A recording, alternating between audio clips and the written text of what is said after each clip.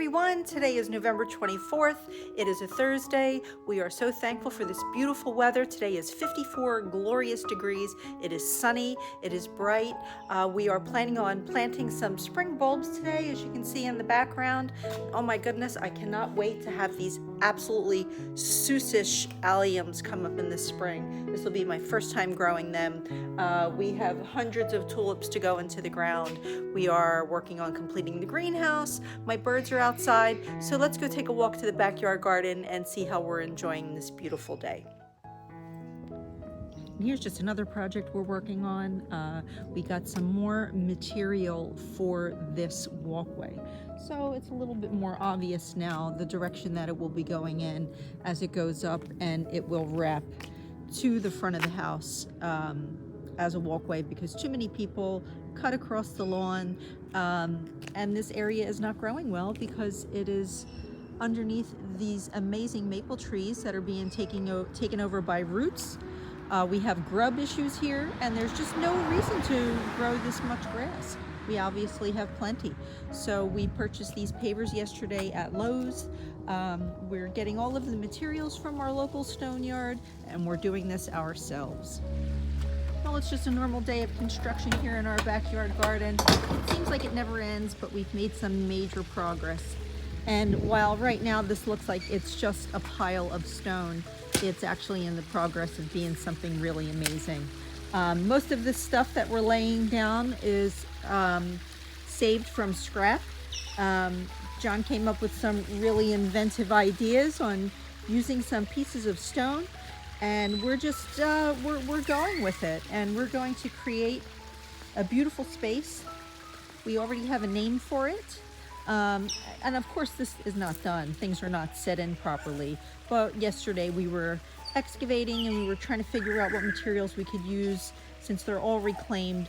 It's not going to be matchy-matchy. But even down to the step, John created a little bit of a porch for me here. And these were all reclaimed from a dumpster.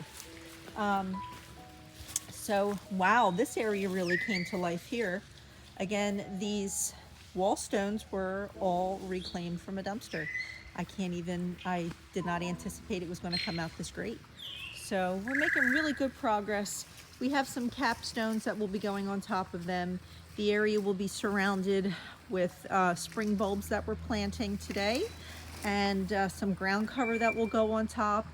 And it won't look like so much of a pile of just pea gravel very soon. It will come to life very, very soon, but it's so hard to have a vision of something like this when you're just starting from scratch. So we are making good progress.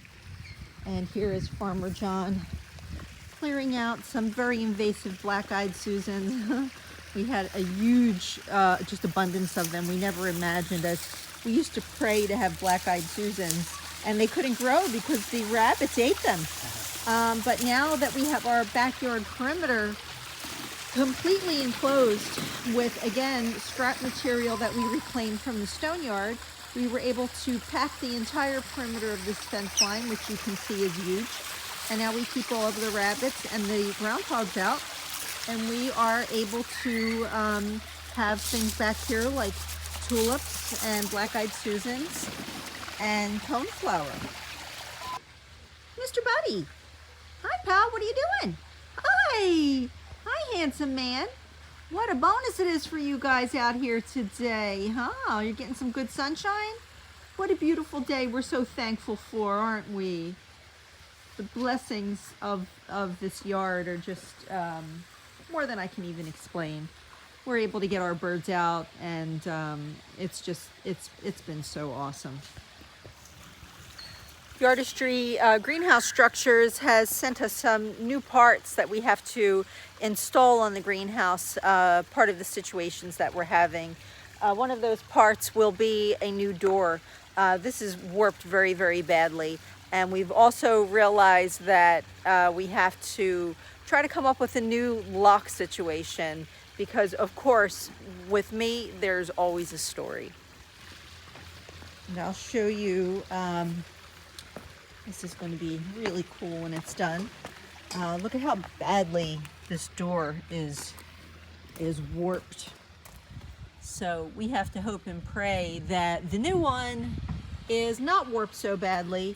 But if it is, we will just have to put another lock on here and force it closed, just to keep temperature. But this lock right here, you would think that, okay, when it's open and it's in its position, that's how it's going to stay. But the other day, I came out here to see how warm it was. It was actually last Friday, and I lifted it up and moved it, and I went inside and thought, oh my goodness, it was so toasty warm inside of here. Look at how bright it is. It smells like cedar. I turn around and I close the door behind me. We have tried to replicate this almost evil situation over and over again, and we can't seem to figure out what happened. So when I close the door, and again, I can't replicate this happening. Somehow the latch went down and it actually went over, and it locked me in. I got locked in the greenhouse last Friday. And that came after I had a wonderful visit with the chiropractor. My body felt good.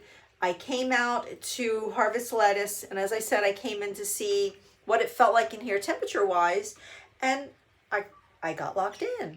Well, thank God, and it's uneven warped thing that's happening here. I was able to project my voice through the bottom of the door to call to John. And, you know, he's in the house, upstairs, over the garage, in the office, usually with earphones on. And I had to get down on my hands and knees and scream, John, John.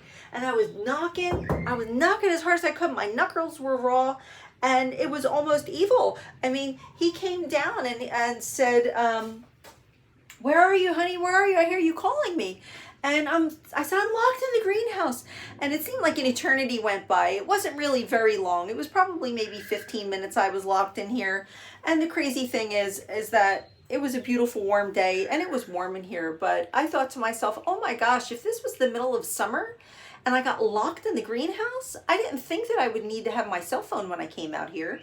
But even right now, it's 54 degrees outside, and we'll be hanging a thermostat in here just to keep a monitor of the temperature for what we're growing. But it's probably 80 degrees in here right now, which is absolutely amazing. I could be in here literally with shorts and a sweatshirt on.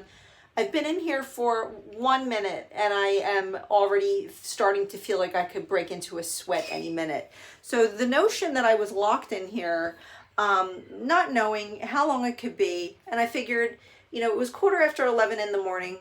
In a worst case scenario, John would have been coming down at 12:30 for lunch, so I had the potential to be out here locked in the greenhouse for an hour. But had he not been working from home, I could have been out here for who knows how long or I would have had to kick the door down. But it was a potential of 7 or 8 hours that would have been ahead of me waiting for him to come home. And oh my God, even right now, I'm so warm. I got to get out of here. So now that I've stepped outside and you have a general idea of what it could mean with this lock, you'll see that we do have to change it, or try to get myself into the habit when I pull this latch over this way that I'll have to put something on here to secure it so it doesn't lock me in again.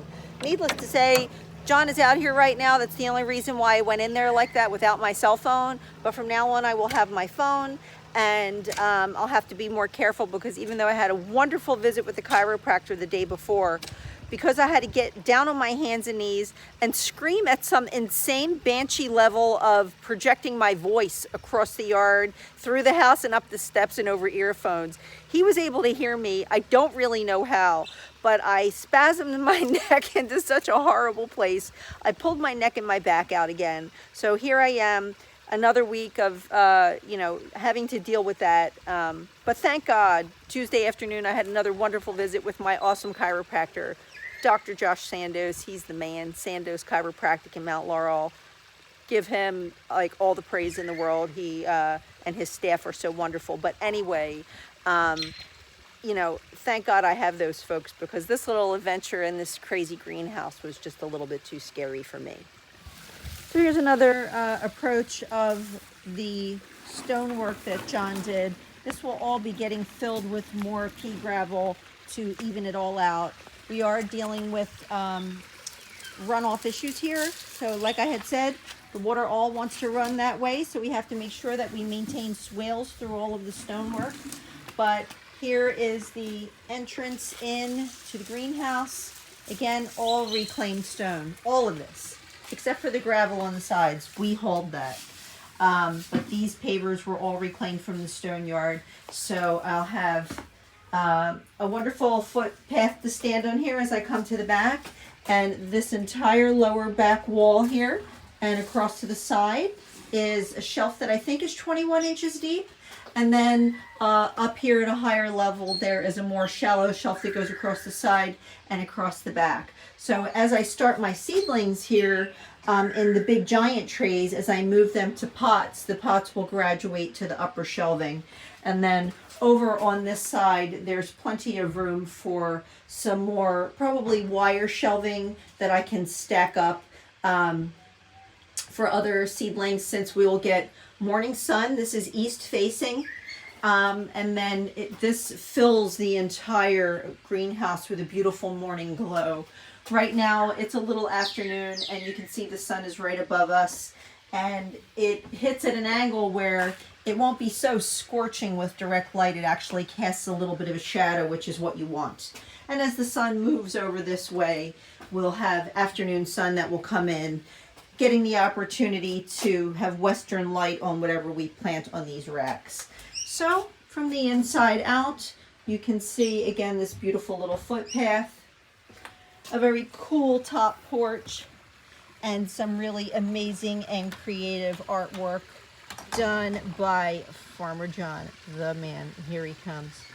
He's a strong guy, I have to say. He's been schlepping a lot of stone around for the past, well, several years, but very intensively the last few weeks on trying to get this greenhouse situated for us. So this here is going to be a footpath that will work its way around the side, and it will spill out onto another walkway. And in the springtime, John will be building a cold frame, which was his idea, to plant some lettuces and things that we will, of course, change out seasonally, because this gets shade all morning, and then it'll have 4 to 6 hours of intense light coming from the west, so it won't get scalded by direct afternoon sun until a certain hour. So we'll be good with that.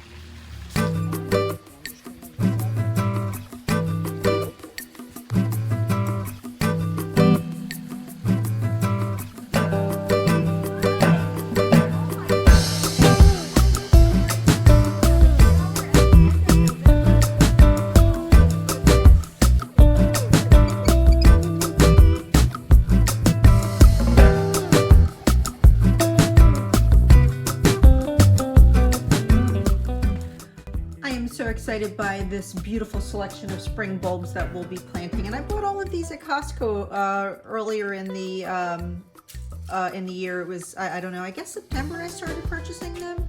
So while we already have several of these varieties in the ground, it turned out that we had more than we realized. So we are now creating new spaces for tulips. And again, my new word, I think I created this word called Seussish, but they are very Dr. Seuss to me. And I didn't really know about alliums. They are in the onion family, and they are a bulb that gets planted, and they need cold weather in order to germinate, and then in the spring the bulbs will come up. They're very large pom-pom shaped flowers, and the insects evidently love them. But I just cannot wait to see these giant globe-like flowers popping up. And I thought these iris, which believe me, I do not need any more irises, and you'll see why in the springtime as I start to film. I thought this beautiful cobalt blue color with its canary yellow throat was just so gorgeous. I could not resist it. So I don't know if they're going to come up in the spring because their bulbs are very, very tiny. But nonetheless, we will be mixing them in with this beautiful array of colors that will go into border walkways and surround the new greenhouse.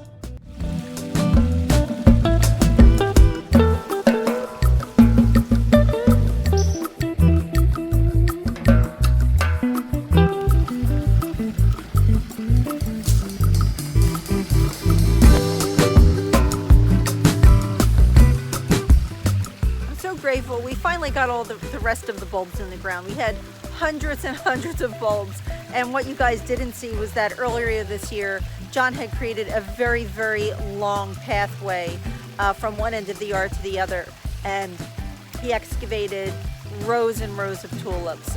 So what we planted today was just the remainder that was in those bags, as well as my Susish alliums.